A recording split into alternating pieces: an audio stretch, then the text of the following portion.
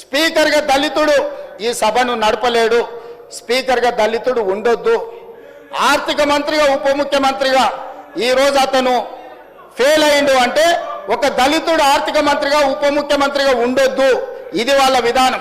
Mining విషయంలో వివేక్ వెంకటస్వామి ఒక దళితుడు మంత్రిగా ఉంటే అతను దళితుడు మంత్రిగా ఉండడానికి వీల్లేదు అని ఈరోజు కుట్రపూరితమైన రాజకీయ కక్ష, జాతి వివక్ష, కుల వివక్షతోని ఈరోజు కులాన్ని అవమానించే విధంగా వాళ్ళ కులమే గొప్పది, మనమేమో చెప్పులు కుట్టుకోవాలి, చేపలు పట్టుకోవాలి, గొర్రెల్ని పెంచుకోవాలి, పందులను కాసుకోవాలి, ఇవి మనకిస్తారంట.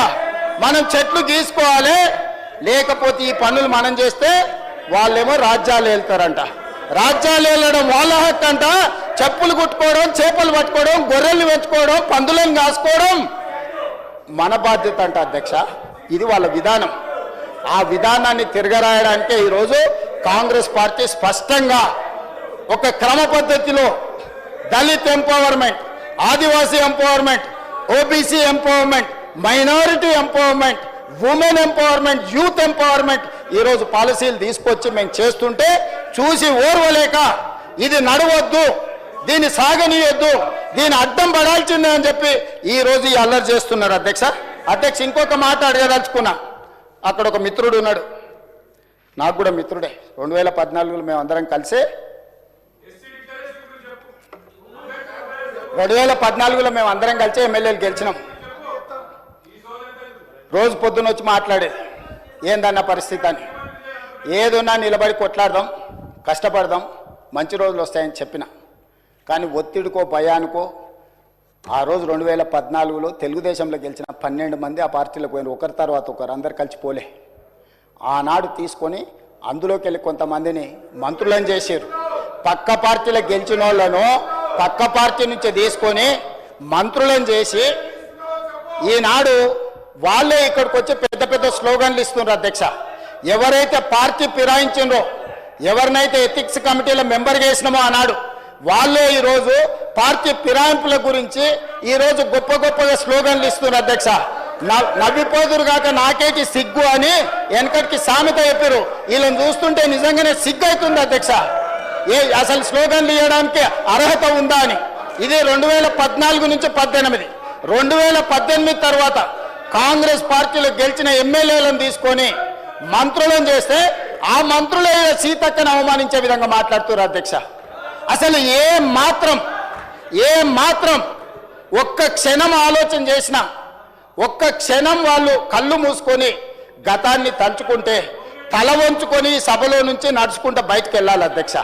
అట్లాంటి మీరు ఇట్లాంటి దుష్ట సాంప్రదాయానికి, ఇట్లాంటి దుర్మార్గమైన విధానానికి పునాదులేసిందే మీరే జాతి పితామహులు. ఇట్లాంటి దుర్మార్గమైన సంస్కృతికి మీరు వచ్చి ఇలా ఊకదంపుడు ఉపన్యాసాలు, నీతిమంతులు, జాతిమంతులు, ఈ దేశాన్ని రాష్ట్రాన్ని ఉద్ధరించనికే పుట్టిన మహాత్ములు, మేము జాతి పితలమని ఇంతింత పొడుగు వాళ్ళే సర్టిఫికెట్లు ఇచ్చుకుంటారు. వాళ్ళ వ్యవస్థ ఎట్లుందంటే ఆ ఇద్దరు బాబామర్దులు, నా ఇప్పు నువ్వు గోకు జరిసేపు, నేను గోకుతా జరిసేపు అన్నట్టు ఉంది అధ్యక్ష.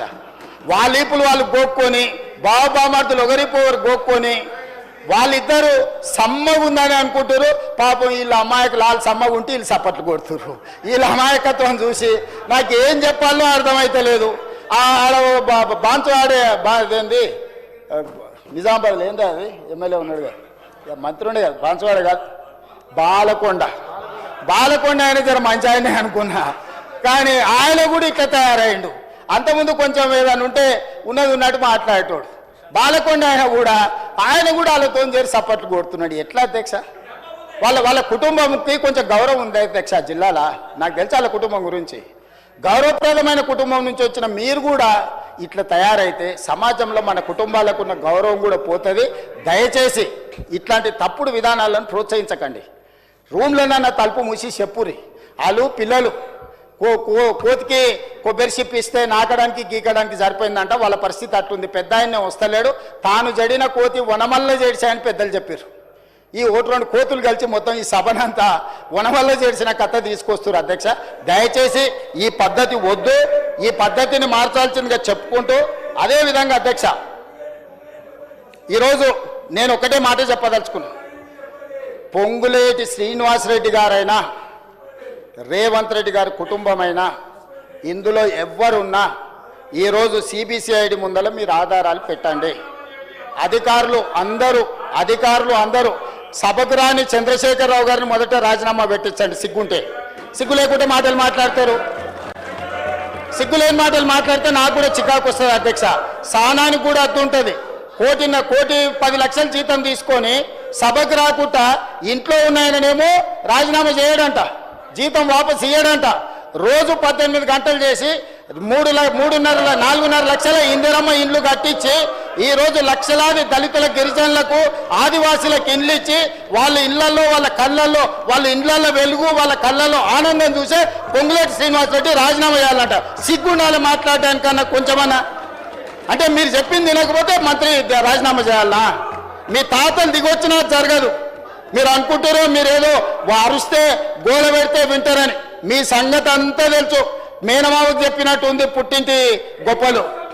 గురువింద కింద ఎంత నల్లగుందో తెలియదు. వాళ్ళ కింద ఎంత నల్లగుందో నాకు తెలుసు. నేను మొత్తం చూసి వచ్చినాను అధ్యక్ష. ఇక నేను ఎక్కువ చెప్తే బాగుండదు, చిట్టా ఇస్తే అసలు బాగుండదు. ఒకటే అధ్యక్ష, ఈరోజు నేను ఒక మాట చెప్పదలుచుకున్నా. రాజకీయంగా ప్రతిపక్షంగా వాళ్ళ అంశాలు లేవనెత్తడం, నిరసనలు తెలపడం, ధర్నా చేయడం, వాళ్ళు ఈ రకంగా ఏ డిమాండ్ చేసినా ఒక్క నిమిషం కేటీఆర్ గారు దయచేసి వినండి. ఇది వినాల్సిన సందర్భం. దయచేసి ప్లీజ్ ట్రై టు అండర్స్టాండ్. ఏ అంశమైనా వాళ్ళు లేవనెత్తవచ్చు, ఏ అంశాన్నైనా ప్రస్తావించవచ్చు. ఎందుకంటే జడ్పీటీసీగా, ఎమ్మెల్సీగా, ఎమ్మెల్యేగా, ఎంపీగా అన్ని చట్టసభలలో నేను పనిచేసి వచ్చిన. చాలామందికి లైఫ్ టైం మొత్తం ఎమ్మెల్యేగానే ఉంటారు, కొంతమంది ఎంపీగా ఉంటారు. నేను స్థానిక సంస్థల నుంచి, కోఆపరేటివ్ సొసైటీస్ నుంచి చెప్పాలంటే వెనక్కి వెళ్తే అక్కడ నుంచి ఈ దేశంలో ఉండే అన్ని చట్టసభలు నేను చూసి వచ్చిన. ఏ చట్టసభలైనా గ్రామాలలో ఉండే సమస్యల మీద చర్చకు వినియోగించుకోవాలి. గ్రామాలలో ఉండే సమస్యనే నియోజకవర్గ సమస్య, జిల్లా సమస్య, రాష్ట్రం సమస్య, దేశం సమస్య. ఏ గ్రామంలో ఆ గ్రామంలో సమస్యలు పరిష్కరించుకుంటే దేశం అంతా సమస్యలు లేని దేశంగా ఉంటుంది. అట్లాంటి ప్రయత్నాలు చేసేటప్పుడు మీ దృష్టికి వచ్చిన వాటిని మీరు వేటినైనా ఇక్కడ ప్రస్తావించవచ్చు, మీరు మాట్లాడవచ్చు, మీరు డిబేట్ చేయొచ్చు. డిబేట్ చేసిన తర్వాత ప్రభుత్వం ఒక నిర్ణయానికి వస్తుంది. నిర్ణయానికి వచ్చిన తర్వాత we have to move forward. Next అంశానికి వెళ్ళాలి, నెక్స్ట్ అంశం ప్రస్తావించాలి. మేము అన్నట్టే ఈ ప్రభుత్వం నడవాలి, మేము చెప్పినట్టే ఈ మంత్రులు, ఈ ముఖ్యమంత్రి వినాలి అనేది ఇది అహంభావము, అహంకారము, దుర్మార్గమైన ఆలోచన. ఆ ఆలోచనను మీరు ఉపసంహరించుకోండి. మీ ఆలోచనల నుంచి మీరు తొలగించుకోండి. మీరు అందరు కూర్చోండి. ఒక్క నిమిషం స్పీకర్ సార్ దయచేసి. ఇప్పుడు తల్లిదండ్రులు, వయసు మీద పడిన తల్లిదండ్రులకు సంబంధించిన చర్చ జరుగుతుంది వాళ్ళ రక్షణ కోసం. ఖచ్చితంగా ప్రతిపక్షానికి మైక్ ఇవ్వండి. ఎంతసేపు మాట్లాడతారో మాట్లాడమనుండి. ముగిసిపోయిన అధ్యాయాన్ని తిరిగి మళ్ళీ తెరవండి అని అంటే తమరు అనుమతిస్తే తెరవచ్చు, నాకేం అభ్యంతరం లేదు. ఈ సభ మీది. ఈ సభలో ఉన్న ప్రతి సభ్యుడి హక్కులను కాపాడే బాధ్యత మీది. వాళ్ళతో పాటు నేనైనా, కడియం శ్రీహరి గారైనా, ఇక్కడున్న బట్టి గారైనా ఈ సభలో సభ్యులం. అందరి సభ్యులకు ఒకే రకమైన హక్కులు ఉన్నాయి. ఆ రకమైన హక్కులను కాపాడాల్సిన బాధ్యత తమరిది. ఒకవేళ నిజంగానే ప్రతిపక్షం చేసిన డిమాండ్ను ఒకవేళ అది రీజనబుల్ అని తమరు భావిస్తే, తమరు అంశాన్ని తిరిగి చర్చకు చేపడితే మాకు ఎలాంటి అభ్యంతరం లేదు.